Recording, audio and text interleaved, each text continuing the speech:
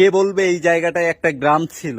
দেখেন সবকিছু তলিয়ে গেছে, একমাত্র আল্লাহ সুবহানাহু ওয়া তাআলার ঘর এই মসজিদটা আছে। দেখেন চতুর্দিকে অথই পানি। আমি আপনাদেরকে একটা অলৌকিক ঘটনা, অলৌকিক জিনিস দেখাবো। এই মসজিদ ঘরে আমি ঢুকবো, ঢুকে দেখবো আল্লাহ তাআলার জিনিস আল্লাহ তাআলাই রক্ষা করছে। হ্যাঁ, আমি মসজিদ ঘরে ঢুকতেছি। এখানে পানি প্রায় 13-14 ফিট আছে। 14 ফিট মসজিদ ঘরে আল্লাহ তাআলার লকারের ভিতরে আছে। এই যে দেখেন উনি মসজিদের ভিতরে প্রবেশ করছে, উনি সাতটায় ভিতরে যাচ্ছে। আমি জানি না এভাবে যাওয়া কতটা ঠিক হচ্ছে। কি অলৌকিক জিনিস উনি আমাদেরকে দেখান, যার জন্য আমাদেরকে অপেক্ষা করতে হয়েছে। চাচার কল্পে আমরা চলে এলাম এই মসজিদ চত্বরে বাস্তবতা দেখার জন্য এবং মসজিদের বর্তমান অবস্থা আপনাদের সামনে তুলে ধরার জন্য।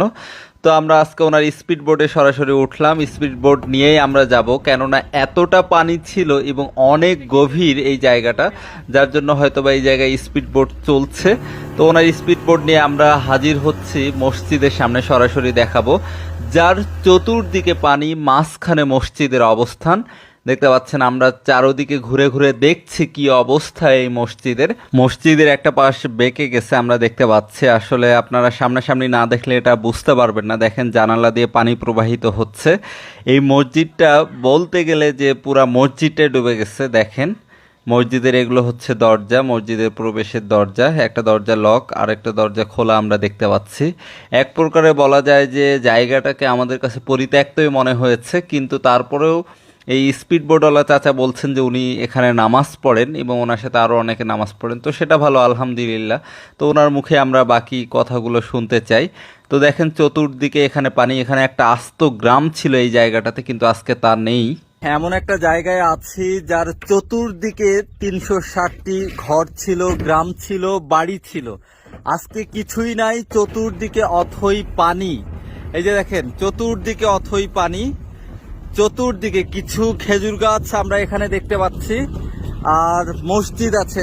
মসজিদটা বেঁকে গেছে, মসজিদটা এক পাশে বেঁকে গেছে, আরেক পাশে উঁচা আছে। হয়তো বা এখন পর্যন্ত দীর্ঘদিন যাবৎ মসজিদটা টিকে আছে।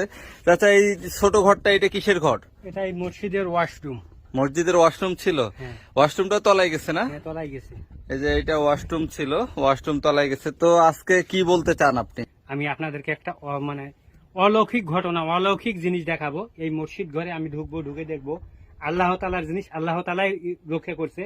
আজকে প্রায় 18 দিন যাবত এই মসজিদটি ডুবেছিল। আমি ওই মসজিদে পানির ভেতরে ডুবে যাচ্ছিলাম। আর এখানে হাদিস আছে, সহি হাদিস বই।